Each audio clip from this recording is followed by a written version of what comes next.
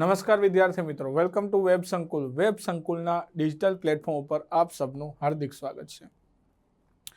આજે આપણે શૈક્ષણિક બાબતોની અંદર એક નવો ટોપિક એટલે કે પ્રજ્ઞા અભિગમ વિશે ચર્ચા કરવાની છે. પ્રજ્ઞા અભિગમ શું છે, એનો મતલબ શું થાય, ગુજરાત સરકાર દ્વારા કયા કયા ધોરણોમાં લાગુ છે, અંદર કેવી કેવી વ્યવસ્થા હોય છે, શું શું મટીરિયલ આપવામાં આવે, શિક્ષકોને તાલીમો આપવામાં આવતી હોય છે આ અંતર્ગત. તો આ તમામ બાબતોને આ લેક્ચર અંતર્ગત આપણે અભ્યાસ કરવાનો છે. તો સૌ પ્રથમ વાત કરી તો અહીંયા તમને દેખાય છે નામ પ્રજ્ઞા.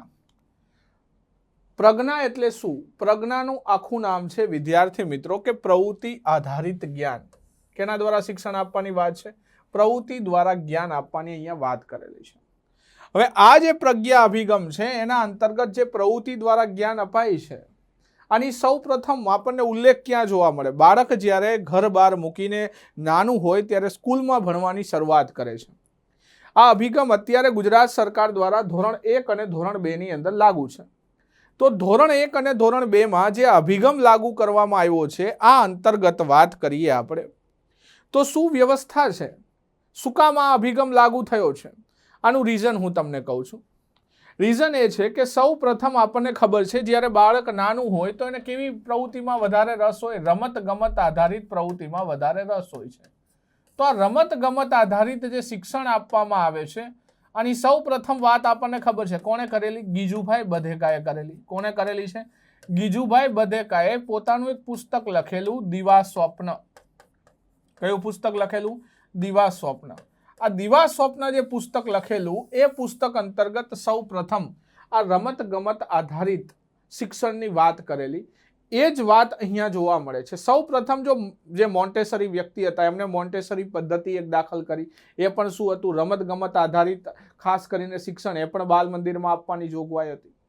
એવી જ રીતે આ ગીજુભાઈ બધેકાએ જે જોગવાઈ કરી એના આધારિત પ્રજ્ઞા એટલે કે પ્રવૃત્તિ દ્વારા બાળકને જ્ઞાન આપવાનું છે. અહીંયા બાળકોએ ઘરેથી કોઈ દફતર નથી લઈ જવાનું, અંદર ક્લાસરૂમની અંદર બ્લેકબોર્ડની શિક્ષકોને જરૂરિયાત નથી અને સાથે કોઈ પાટલીઓ નથી. બાળકે નીચે નાના ડેસ્ક ઉપર બેસીને અભ્યાસ કરવાનો છે, ટુકડી બનાવીને અભ્યાસ કરવાનો છે, જૂથ બનાવીને અભ્યાસ કરવાનો છે. એટલે આની અંદર ઘણા બધા અલગ અલગ પાસાઓ જે છે એમાં વિદ્યાર્થી નિપુણ બને. આની અંદર અલગ અલગ જૂથમાંથી અને અન્ય જૂથમાં ટ્રાન્સફર કરવામાં આવતું હોય. અન્ય બાળકની પ્રવૃત્તિ શીખીને પણ અન્ય વસ્તુ શીખે છે બાળક. શિક્ષકે પોતે પણ નીચે બેસીને અભ્યાસ કરવાનો છે. નીચે સાદડીઓ પાથરેલી હોય, એના અંતર્ગત ક્લાસરૂમમાં તમામ વિદ્યાર્થીઓ ગ્રુપની અંદર બેસીને શિક્ષક સાથે બેસીને એક અભ્યાસ શીખે છે. આની અંદર વાત કરીએ તો ભાર વિનાના ભણતરની પણ જોગવાઈ છે. આપણે જોયું કે દફતર ઘરે નથી લઈ જવાનું, દફતર બાળકોએ સ્કૂલની અંદર જ રાખીને આવવાના છે. યશપાલ સમિતિ હતી. કઈ સમિતિ આવે છે ભારતમાં? આ યશપાલ સમિતિ દ્વારા આપણે અગાઉ પણ જોઈ ગયા છીએ આ બાબત. આ યશપાલ સમિતિ દ્વારા ભારતની અંદર ભાર વિનાના ભણતરની જોગવાઈ કરવામાં આવી. જ્યારે આ પ્રજ્ઞા અભિગમ ગુજરાત સરકાર દ્વારા અમલમાં મૂકવામાં આવ્યો ત્યારે ધોરણ 1, 2, 3 અને 4 આ ચારે ચાર ધોરણની અંદર લાગુ થયો. પરંતુ હાલમાં આ ધોરણ 1 અને ધોરણ 2 ની અંદર જ આ અભિગમ લાગુ છે. હવે વિસ્તારથી આગળ વાત કરીએ તો શું છે બાબત બીજી? હાલ ધોરણ 1 અને 2 માં લાગુ છે. પ્રજ્ઞા અભિગમની અંદર અલગ અલગ વિષયો છે. જો ધોરણ 1 અને 2 માં બે જ વિષય આવવાના છે, ગણિત અને ગુજરાતી. ધોરણ 1 માં કયા કયા વિષય આવશે? ગણિત અને ગુજરાતી આવશે. ધોરણ 3 થી બાળકને પર્યાવરણ વિષયનું જ્ઞાન આપવામાં આવે છે. કયા ધોરણથી આપવામાં આવે છે? ધોરણ 3 થી બાળકને પર્યાવરણ વિશે જ્ઞાન આપવામાં આવશે. હવે આ ધોરણ 3 થી જ્ઞાન આપવાની શરૂઆત થાય છે. હવે ત્રણેય પુસ્તકો જે છે અલગ અલગ કલરની અંદર છે. જે પર્યાવરણ છે કેવા કલરમાં છે? તો કે લીલા કલરની અંદર છે. જે ગુજરાતી છે એનો કલર કેવો છે? તો કે પીળો કલર છે. અને ગણિત જે છે વાદળી કલરનું છે. આ ત્રણ વિષય અલગ અલગ કલરના છે. પરીક્ષામાં તમને પૂછાય કે પ્રજ્ઞા અભિગમ અંતર્ગત ધોરણ 1, 2, 3 ની અંદર અલગ અલગ વિષયોના કલર કોડ શું છે? તો પર્યાવરણ એટલે ગ્રીન, એટલે કે ગ્રીન કલર રાખેલો છે. ગણિત વાદળી કલર રાખેલો છે. અને ગુજરાતી કેવો કલર છે? પીળા કલરની અંદર રાખવામાં આવ્યું છે. આની અંદર સપ્તરંગી પ્રવૃત્તિઓ કરાવવામાં આવે. કેટલી? ટોટલ 7 રંગી. મેઘધનુષ તમે જુઓ તેમાં તમને 7 રંગ જોવા મળે. કયા કયા 7 રંગ જોવા મળે? તો તમે ટૂંકાક્ષરી નામ યાદ રાખેલા છે: જાની, વાલી, પીનારા. આ જાની વાલી પીનારા છે એને અલગ રીતે શિક્ષણની અંદર જોઈએ તો જા એટલે જાતે કરીએ, બાળકે પ્રવૃત્તિને જાતે કરવાનો પ્રયત્ન કરશે, નિરખશે બાળક બીજાની પ્રવૃત્તિ જોશે, એ સિવાય વાદ સંવાદ એકબીજાની સાથે વાતો કરશે, એ પછી લીન રહે મગ્ન રહેશે, પીછાણીએ, એ સિવાય ના એટલે નાટક, એ સિવાય રા એટલે રાગ રાગીણી. આવી રીતે અલગ અલગ 7 અલગ અલગ પ્રવૃત્તિઓ એટલે આને સપ્તરંગી પ્રવૃત્તિ કહેવાય છે. જાની વાલી પીનારા, જા એટલે જાતે કરીએ, ની એટલે નિરખીએ, વા એટલે વાદ સંવાદ, લી એટલે લીન રહીએ, પી યાની કે પીછાણીએ, નાટક, ના એટલે અને રા એટલે રાગીણી. આવી રીતે 7 અલગ અલગ સપ્તરંગી પ્રવૃત્તિ દ્વારા ખાસ કરીને પ્રજ્ઞા અભિગમની અંદર શિક્ષણ આપવામાં આવે છે. જે ઉપરોક્ત અભ્યાસની વાત કરી, ગણિત, ગુજરાતી અને પર્યાવરણ, આ 3ના અભ્યાસક્રમ અંતર્ગત એમને અલગ અલગ માઇલસ્ટોન હોય છે. આવા ટોટલ કુલ 19 માઇલસ્ટોન નક્કી કરાયા છે. કેટલા? 19 માઇલસ્ટોન નક્કી કરાયા છે. અને દરેક માઇલસ્ટોનની અંદર 5 મુખ્ય મુદ્દા અને 5 એના પેટા મુદ્દાઓ છે. કેટલા છે? 5 મુખ્ય મુદ્દાઓ હોય અને 5 એના પેટા મુદ્દા. મતલબ શું? તો કે એક મુદ્દાની અંતર્ગત 5 પેટા મુદ્દાઓ હશે, એની અંદર જે પ્રવૃત્તિઓ લખી હશે મુદ્દાઓની અંદર એ પ્રવૃત્તિઓ બાળકને કરવાની રહેશે. તો આવી રીતે જે 5 મુદ્દાઓ હશે, માની લ્યો કે પહેલો મુદ્દો છે, આ પહેલા મુદ્દાની અંદર અલગ અલગ આવા 5 મુદ્દા હશે. આ 5 મુદ્દાઓ કેવા હશે? તો કે પ્રવૃત્તિ આધારિત મુદ્દાઓ હશે, એટલે કે પ્રવૃત્તિ આધારિત એને કંઈક શીખવાનું હશે. આટલી વસ્તુ એ શીખશે એટલે શું થશે? તો કે એનો પહેલો મુદ્દો કમ્પ્લીટ થશે. આવા અલગ અલગ શું થશે? તો કે 5 મુદ્દાઓ હશે એક માઇલસ્ટોનની અંદર. તો આવા એક માઇલસ્ટોનમાં જ્યારે આવા 5 મુખ્ય મુદ્દા પૂરા થાય ત્યારે બાળકનો એક માઇલસ્ટોન પૂરો થયો ગણાશે અને એને લેડર બોર્ડની અંદર દર્શાવવાનું હોય છે. તો તમારે શું યાદ રાખવાનું છે? તો તમારી અંદર ખાલી એટલું યાદ રાખવાનું છે કે ટોટલ માઇલસ્ટોન કેટલા છે? તો કે 19 માઇલસ્ટોન. આ 19 માઇલસ્ટોનના મુખ્ય મુદ્દાઓ 5 છે અને આ દરેક 5 મુદ્દાઓની અંતે એકના 5 મુદ્દા શું છે? પેટા મુદ્દાઓ છે. પ્રજ્ઞાનો અર્થ પણ એ જ કહીએ તો કે પ્રજ્ઞાનો અર્થ એટલે કે બુદ્ધિ, સમજણ અને શાણપણ, એટલે કે ડાહપણ જેને કહીએ. તો બુદ્ધિ, સમજણ અને ડાહપણ આ ત્રણેયનો સમન્વય એટલે કે પ્રજ્ઞા. ધોરણ 1 અને 2 ના વિદ્યાર્થીઓ છે એ સાથે રહીને અલગ અલગ ગ્રુપ ડિવાઈડ કરવામાં આવેલા હોય. આવા કેટલા ગ્રુપ છે? તો કે 6 જૂથો છે, પણ મુખ્ય 4 જૂથો છે જેને અલગ અલગ કલર કોડ આપવામાં આવ્યા છે, એનો પણ આગળ અભ્યાસ કરીએ. પણ અત્યારે 6 જૂથો કયા કયા હોય? તો કે આ 6 ગ્રુપ નીચે મુજબ છે. એક તો શિક્ષક સપોર્ટેડ ગ્રુપ હોય કે જેની અંદર શિક્ષકે બાળકને શીખવવાનું છે કે સંપૂર્ણ રીતે શિક્ષક જેટલું શીખવાડે એટલું જ બાળકને આવડશે, બાકી બાળક કંઈ મતલબ કે એને શીખવા માટે શિક્ષકની ફરજિયાત જરૂર છે. એક ગ્રુપ એવું કરશે કે એમાં કેટલીક પ્રવૃત્તિ પોતે હાથે કરી શકે છે અને કેટલીક પ્રવૃત્તિ એને શિક્ષકે શીખવાડવી પડશે. તો આંશિક રીતે શિક્ષણ સપોર્ટેડ ગ્રુપ હશે. ત્રીજું હશે પિયર સપોર્ટેડ ગ્રુપ, એટલે એક સ્ટુડન્ટને મદદ કરી શકે એવું એક ગ્રુપ હશે જેને પિયર સપોર્ટેડ કહેવાય. આ બંને કેવા છે? મુખ્ય ગ્રુપ નથી. આ બંને કેવા ગ્રુપ છે? મુખ્ય ગ્રુપ નથી. મુખ્ય આ 3 ગ્રુપ છે. આ કેવું છે? મુખ્ય 4 ગ્રુપો જ છે, પરંતુ 2 ગ્રુપો એવા છે પિયર વાળા, એ કેવા છે કે પેટા ગ્રુપો છે. એની કઈ મુખ્ય ગ્રુપની અંદર એની ગણતરી કરવામાં આવતી નથી. એક ગ્રુપ એવું હશે કે સ્વયં શીખી શકે એવું ગ્રુપ હશે.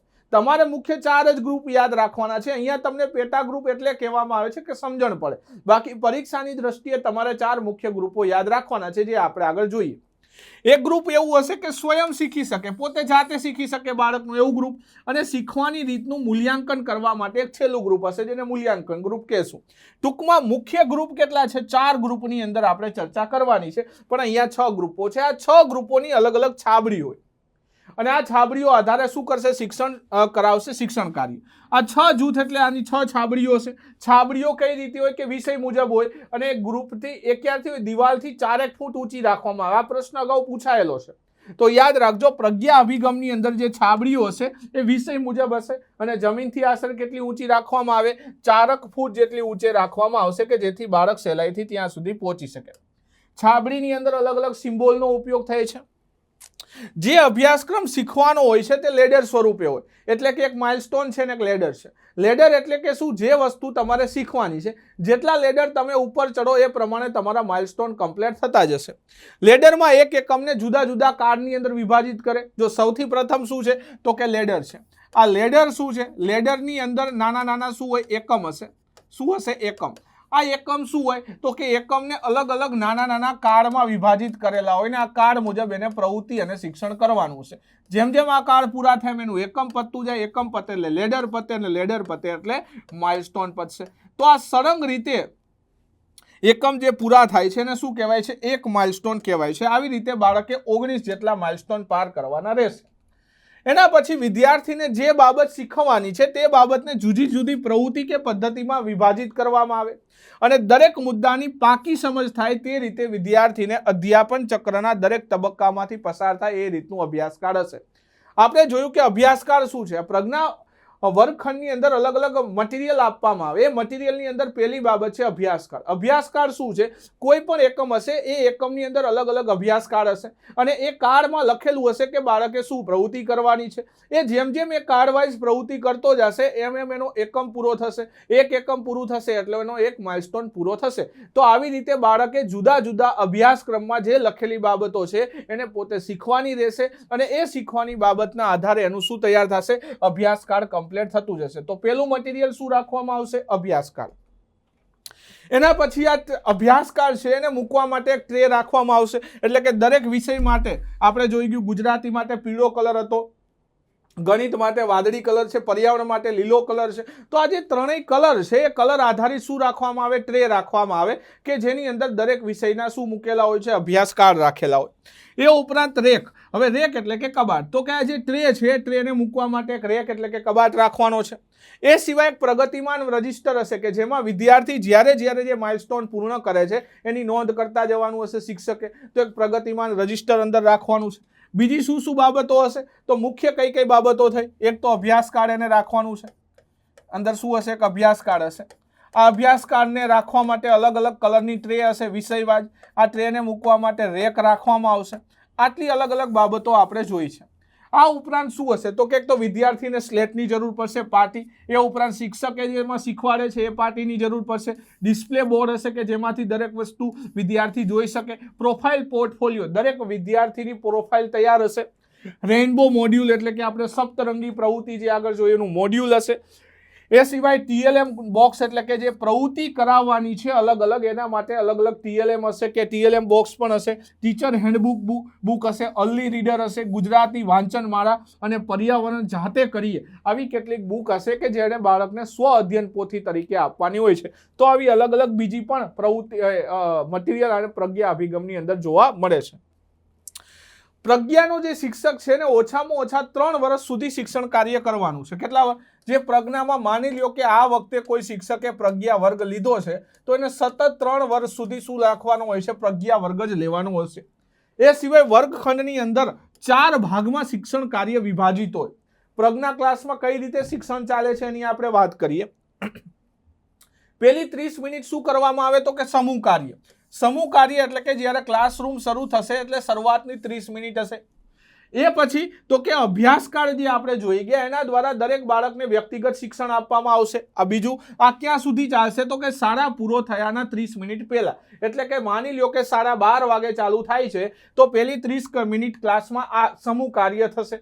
પછી સાંજે 5 વાગે પૂરી થાય તો 4 વાગશે એટલે 4 થી 4:30 સુધી શું કરવાનું છે? તો કે છેલ્લો અડધો કલાક છે એની અંદર છેલ્લા અડધા કલાકથી પહેલાની વાત છે કે એની અંદર સમૂહ કાર્ય બાળક કરશે. તો સમૂહ કાર્ય દિવસમાં 1 કલાક બાળકે કરવાનું છે. શાળા પૂરી થવાના 1 કલાકનો સમય બાકી હોય ત્યારથી 30 મિનિટ અને છેલ્લી જે 30 મિનિટ હશે એમાં રમતગમત કરશે. એટલે કે 4 થી 5નો જે સમયગાળો છે એમાં 4 થી 4:30 એને શું કરવાનું છે? સમૂહ કાર્ય. અને 4:30 થી 5 એને રમતગમત આધારિત પ્રવૃત્તિ કરવાની રહેશે. શરૂઆતની 30 મિનિટ 11 વાગે માની લો કે શાળા ચાલુ થશે તો 11 થી 11:30 સુધી અને શરૂઆતની 30 મિનિટ સમૂહ કાર્ય કરવું પડશે.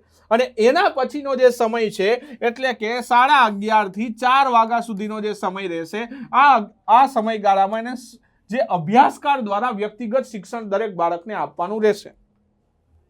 હવે આની અંદર સાહિત્ય કુલ કેટલું આપવામાં આવશે એની વાત કરીએ તો અભ્યાસકાળનો એક સેટ આપવામાં આવશે દરેક વર્ગખંડ દીઠ. એક લેડર સેટ આપવામાં આવશે. એક જૂથ ચાર્ટ 2 આપવામાં આવશે. વિદ્યાર્થી પ્રગતિ રજિસ્ટર કેટલા આપવાના છે? 1 સેટ આપવાનો છે. ટીચર હેન્ડબુક 1 સેટ આપવાનો છે એટલે કે શિક્ષક આવૃત્તિ. અર્લી લીડરનો 1 સેટ આપવામાં આવશે. આ ઉપરાંત સ્વ અધ્યયન પોથી દરેક બાળક દીઠ આપવામાં આવશે સંખ્યા મુજબ. સચિત્ર બાળ પોથીના 3 સેટ હશે, બારાક્ષરી કાર્ડના 3 સેટ હશે અને અંક કાર્ડનો 1 સેટ આપવામાં આવશે. દરેક પ્રજ્ઞા વર્ગખંડ દીઠ આટલું મટીરિયલ આપવામાં આવે છે. હવે આ જૂથ વાત કરી તો મુખ્ય 4 જૂથોની આપણે અગાઉ ચર્ચા કરી. કયા કયા જૂથ છે? પહેલું જૂથ છે એનું નામ છે શિક્ષક સમર્પિત જૂથ, જેને ગુલાબી રંગ આપવામાં આવે છે.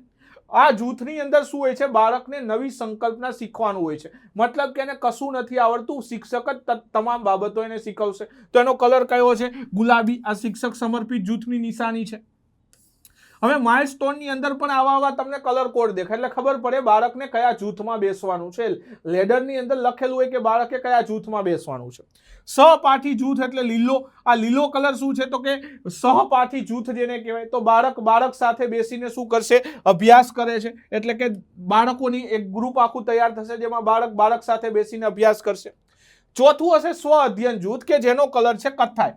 આ સ્વ અધ્યયન જૂથમાં બાળકે જે શીખેલી સંકલ્પનાઓ છે, એટલે કે પહેલા જૂથની અંદર બાળકે જે શીખવું છે એ ત્રીજા જૂથમાં એને જાતે કામ કરવાનું છે. એટલે જૂથ બદલવામાં આવશે બાળકનું પછી. અને છેલ્લું જૂથ છે ને મૂલ્યાંકન જૂથ કહેવાય. એનો કલર છે આસમાની, એટલે કે નેવી બ્લુ, જેને આપણે કહીએ આસમાની કલર. આ આસમાની કલર ઉપરમાં એને પોતે જે બાળક શીખેલો છે એનું મૂલ્યાંકન કરવામાં આવશે. મૂલ્યાંકન કોણ કરશે? તો કે ટીચર કરશે. તો કે શીખેલી બાબતનું મૂલ્યાંકન. ટોટલ કેટલા જૂથ થયા? 4 જૂથ. એક તો શિક્ષક સમર્પિત જૂથ છે, બીજું સહપાઠી જૂથ છે, ત્રીજું કયું છે? તો કે સ્વ અધ્યયન જૂથ છે, અને ચોથું કયું છે? મૂલ્યાંકન જૂથ. આની અંદર બાળક અલગ અલગ જૂથમાં ધીમે ધીમે શું થતું હોય? ટ્રાન્સફર થતું હોય.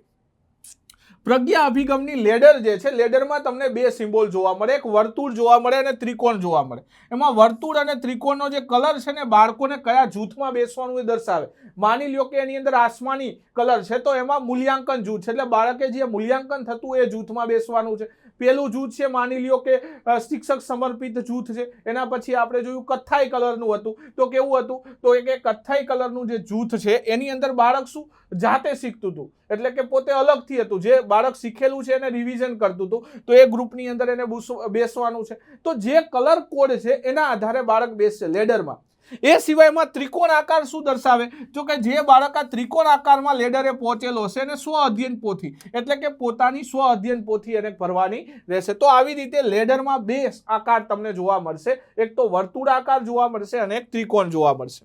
એ ઉપર એનસીઆરટી મુજબ જે પ્રજ્ઞા અભિગમના બાળકો છે એમને કક્કો કઈ રીતે શીખવામાં આવે? એટલે ધોરણ 1 હશે તો ધોરણ 1 ની અંદર પહેલા તો બાળકને શું કરાવવામાં આવે કે 1 થી 50 સુધીના એકડા શીખવાડવાના.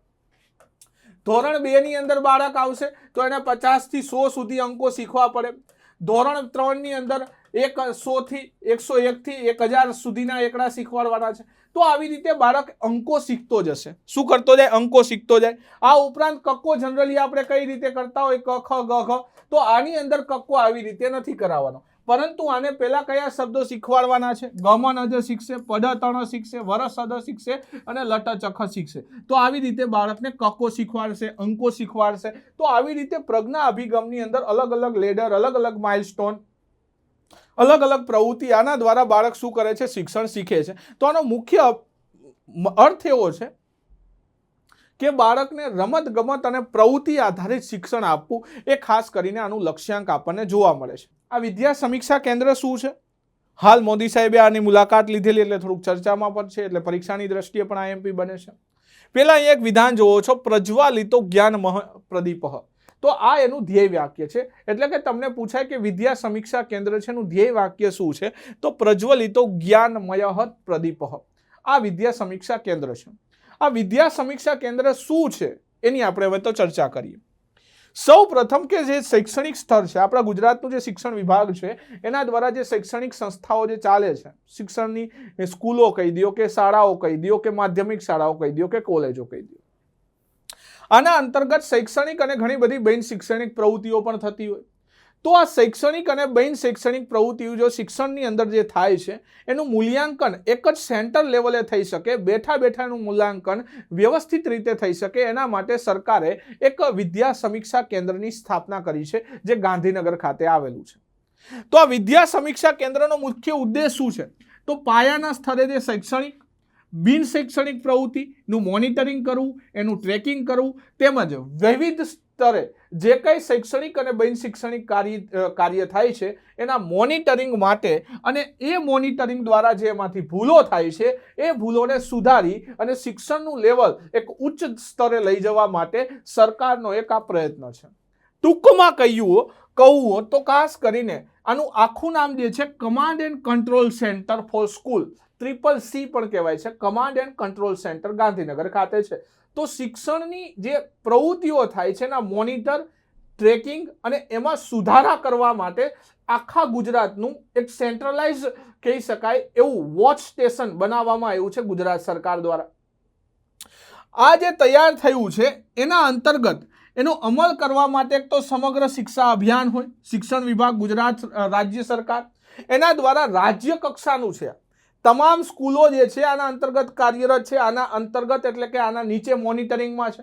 તો આવું એક સેન્ટર હાલમાં જ આપણા ગુજરાત સરકાર દ્વારા તૈયાર થયું છે. અને આ ક્યાં આવેલું છે તો કે ગાંધીનગર ખાતે આ સેન્ટર આવેલું છે. અને ખાસ કરીને આ સેન્ટરની હાલમાં મોદી સાહેબે મુલાકાત લીધી.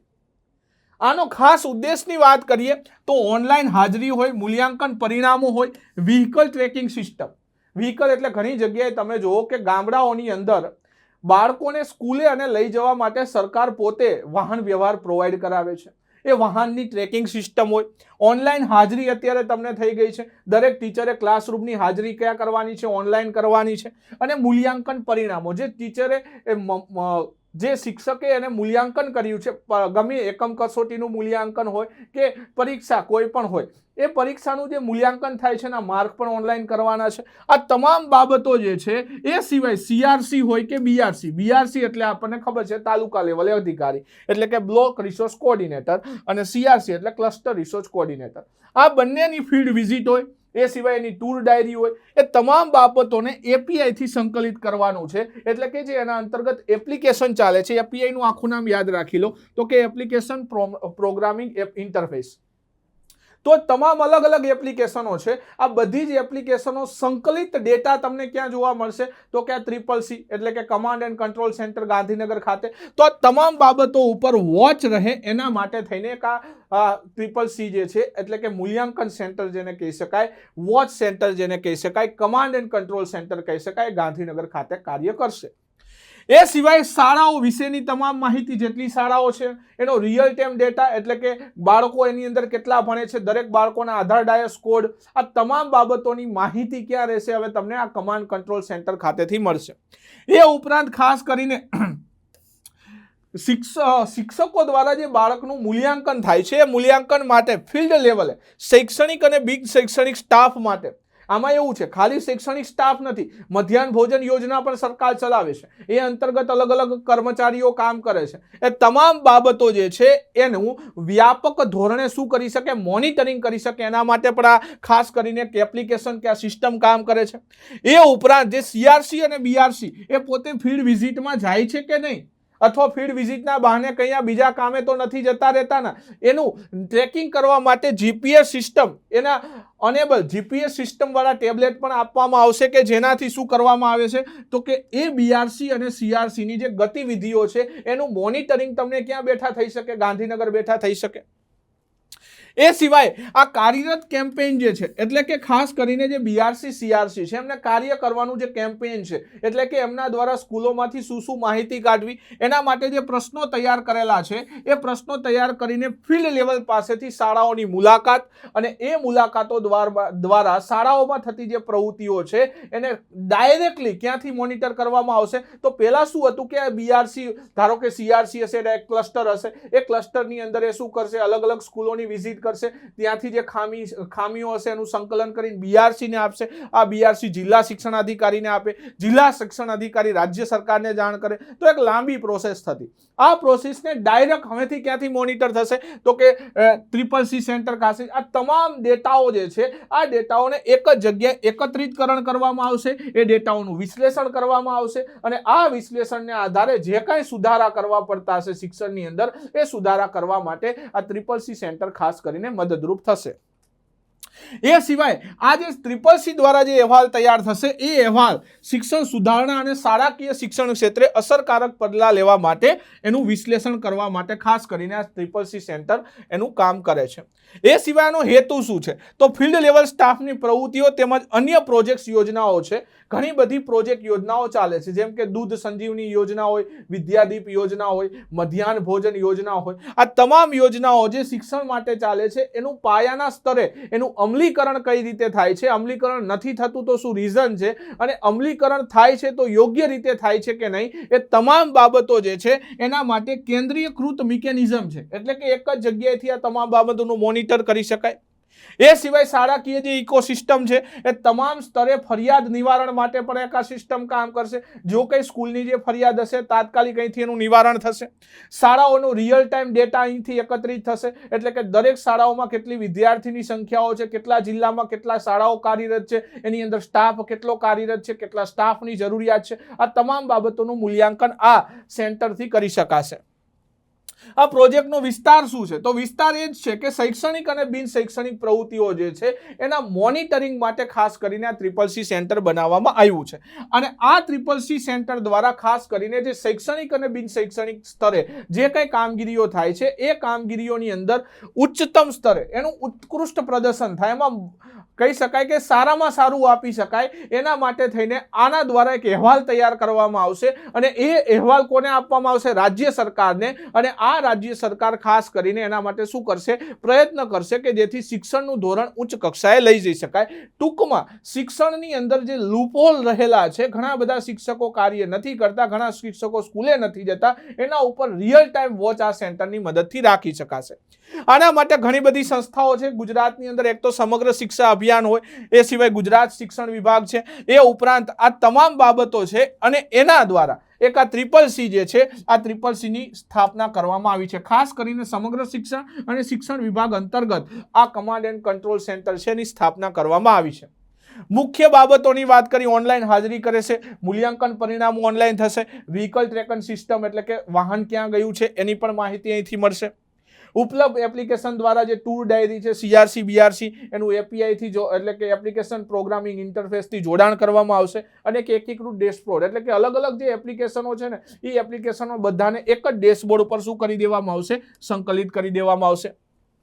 બિઝનેસ ઇન્ટેલિજન્સ BI એનું જે અમલીકરણ કે જે રિયલ ટાઈમ ડેટા ઇન્ટિગ્રેશન અને ડેટા એનાલિસિસ આધાર, કોલ મેનેજમેન્ટ, યુટિલિટી અને રિપોર્ટિંગના આધારે એકત્રીકરણ થશે. સેન્ટ્રલાઇઝ મોનિટરિંગ ડેશબોર્ડ દ્વારા હાલમાં ઉપલબ્ધ વિવિધ એપ્લિકેશનનું વિશ્લેષણ કરે છે. તમે સર્વ શિક્ષા અભિયાનની વેબસાઇટ ખોલો તો તમને ઘણી બધી અલગ અલગ એમાં નાના નાના મોડ્યુલ જોવા મળે, નાના નાના ફોલ્ડર જોવા મળે. તો આ તમામ વસ્તુ છે એ અલગ અલગ જગ્યાએથી મોનિટરિંગ થાય છે. પરિણામે એમાં ઘણી બધી મુશ્કેલીઓ પણ આવે છે. આ તમામ બાબતો છે એને એક જ સ્તરે એનું એકત્રીકરણ કરી અને બિઝનેસ કહેવાય ને કે બિઝનેસ ઇન્ટેલિજન્સ કહેવાય, આનો ઉપયોગ કરીને તમામ બાબતોનું એક જ જગ્યાએથી સુવ્યવસ્થિત અમલીકરણ થઈ શકે એના એક પ્રયત્ન આના દ્વારા કરવામાં આવ્યો છે. વિવિધ સ્તરે અલર્ટ મેસેજ મળે એના માટેની પણ વ્યવસ્થા છે. એ સિવાય આઉટબાઉન્ડ અને ઇનબાઉન્ડ કોલની પણ વ્યવસ્થા આની અંદર મૂકવામાં આવી છે. અને અલગ અલગ સ્તરે જે ફરિયાદો અને સૂચનાઓ મળે છે એના બાબતે, એના નિવારણ બાબતે સ્થાનિક પ્રણાલી, જો મિત્રો સ્થાનિક સ્તરે જે ફરિયાદ છે એનું નિવારણ થઈ શકે એના માટેના પ્રયત્ન ડાયરેક્ટ આ CCC સેન્ટર પરથી કરવામાં આવશે. આ જે BI એટલે કે બિઝનેસ ઇન્ટેલિજન્સ ટૂલ હતો એના દ્વારા જે માહિતી પૂરી પાડવામાં આવેલ છે એની અંદર ફીડની અંદર કર્મચારીને પૂછવામાં આવતા પ્રશ્નો અને ફોર્મ તૈયાર કરી આઉટબાઉન્ડ કોલિંગ તૈયાર થશે. કોલિંગ એક્ઝિક્યુટિવ તરીકે અલગ અલગ કર્મચારીઓને આના માટે તાલીમ આપવામાં આવશે. ને તાલીમ ડાયરેક્ટ ક્યાંથી? એ ક્યાં બેઠા હશે? તો CCC જે સેન્ટર છે અહીંયા બેઠા બેઠા એ દરેક બાબતોનું મૂલ્યાંકન કર્યા કરશે. એ સિવાય CCC દ્વારા પૂરી પડાતી સેવાઓ અને ક્રિયાત્મક નિર્દેશ આપતો જે ડેટાનું નિરીક્ષણ કરીને સુધારાત્મક પગલાં લેવા માટે ખાસ કરીને આ CCC સેન્ટર કાર્યરત છે. આ તમામ બાબતો જે છે એના લીધે ઘણા બધા શિક્ષણની અંદર ફાયદાઓ થશે. કયા કયા ફાયદાઓ છે એની વાત કરીએ તો એક તો મોનિટરિંગ થશે, ટ્રેકિંગ થશે, પ્રતિભાવો મળશે. એ સિવાય દરેક બાળકની બેઠા બેઠા અહીંથી મૂલ્યાંકન થશે, શાળાઓમાં કેટલા શિક્ષકોની જરૂરિયાત છે એ બાબત પણ અહીંયા, એ સિવાય દરેક બાળકોનો રિયલ ટાઈમ ડેટા અહીંથી તમારો કલેક્ટ થશે, એટલે કે જેટલા બાળકો હાજર છે એટલા બાળકોની પ્રવૃત્તિઓ અહીંથી તમને મોનિટર કરી શકશો। એ સિવાય કાર્યરત કર્મચારીઓ અધિકારીઓમાં જવાબદારીપૂર્વકની કામગીરી થાય છે કે નહીં એ બાબતનું વિશ્લેષણ અહીંથી થશે। એ સિવાય વિદ્યાર્થી વાલીઓ અને શિક્ષકોની જે ફરિયાદો હશે એને સ્થાનિક ધોરણે તાત્કાલિક સમયસર નિવારણ થાય એ પણ આના દ્વારા આપણને ખબર પડશે। ફિલ્ડ લેવલ સ્ટાફ હશે, આચાર્ય હશે, શિક્ષકો હશે, માતા પિતા વચ્ચે કેવું કમ્યુનિકેશન થાય છે, ન્યૂનતમ નિષ્ફળતા દર એટલે કે સૌથી ઓછો નિષ્ફળતા દર થાય એ રીતે ફરિયાદોનું નિવારણ, એ સિવાય એમની જે સંદેશાઓ સૂચનો છે એને આપલે કરવામાં ઝડપ આવશે। આ ઉપરાંત ભૌતિક અંતર અને સીમાઓ જે છે, મતલબ અહીંથી દરેક વ્યક્તિ દરેક જગ્યાએ સ્કૂલની મુલાકાત નથી કરી શકતો જવાબદાર અધિકારી, તો એ અધિકારી અહીંયા બેઠા બેઠા દરેક શાળાઓ અને સ્ટાફનું શું કરી શકે, મૂલ્યાંકન કરી શકે। દરેક ખાતાના જે એચઓડી હશે એના દ્વારા જે સમસ્યાઓ પ્રાપ્ત થશે એનું ડાયરેક્ટ ફોલોઅપ લેવામાં આવશે, જેથી દરેક સમસ્યાઓ છે એનું ઝડપથી નિરાકરણ કરી શકે। જે અધિકારીઓ ફિલ્ડની અંદર ફરે છે એ અધિકારીઓ જે ફિલ્ડમાં યોગ્ય કામગીરી કરે છે કે નહીં એ જીપીએસ અનેબલ જે ટેબ્લેટ આપેલા છે એના આધારિત તેમનું મૂલ્યાંકન ક્યાંથી થશે, CCC થી થશે। એ સિવાય વાત કરીએ તો ખાસ કરીને આનો મુખ્ય ઉપયોગ વાત કરી તો ટ્રેકિંગ અને મોનિટરિંગ આ બે એના મુખ્ય ઉપયોગ છે કે જેના આધારે તમામ બાબતોનું શું થશે, એનાલિસિસ થશે। એ સિવાય વાત કરી કે સમગ્ર શિક્ષાની અન્ય એપ્લિકેશનો જે છે એના જે અલગ અલગ એપ્લિકેશનો છે એને એક જ ડેશબોર્ડ ઉપર લાવવામાં આવશે કે જેથી એક જ જગ્યાએ તેનું મોનિટરિંગ કરી શકાય। એ સિવાય સારી રીતે ફિલ્ડ ટુ ફોરમ પરિણામો સુનિશ્ચિત કરવા માટે દરેક વ્યક્તિને આને તાલીમ આપવામાં આવશે અને સમયાંતરે એની ટિપ્સ પણ આપવામાં આવશે।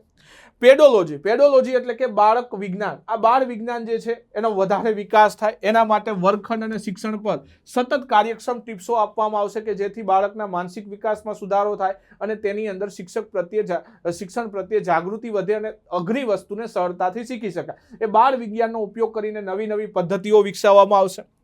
આપત્તિ અને વહીવટી ફરજો જેવી કે વસ્તી ગણતરી હશે, કેમ કે શિક્ષકોને વસ્તી ગણતરી ચૂંટણીની અંદર, તો આ તમામ બિન શૈક્ષણિક પ્રવૃત્તિઓ થયું એના પણ ખાસ કરીને મોનિટરિંગ અને એસએમએસ મોકલીને સ્ટાફને સૂચનાઓ આપી શકાશે। તો ઘણા બધા ફાયદાઓ આ CCC સેન્ટરથી થશે। અને મુખ્ય બાબત શું છે તો કે શૈક્ષણિક અને બિન શૈક્ષણિક જે પ્રવૃત્તિઓ છે જે શિક્ષણ દ્વારા કરવામાં આવે છે શિક્ષક દ્વારા, એ તમામ બાબતોને એક જ સ્તર ઉપર શું કરવાનું છે, મોનિટરિંગ કરવાનું છે અને એ મોનિટરિંગ કરી એમાંથી જે કાંઈ સુધારા વધારા છે સૂચવવાની અહીંયા વાત કરેલી છે।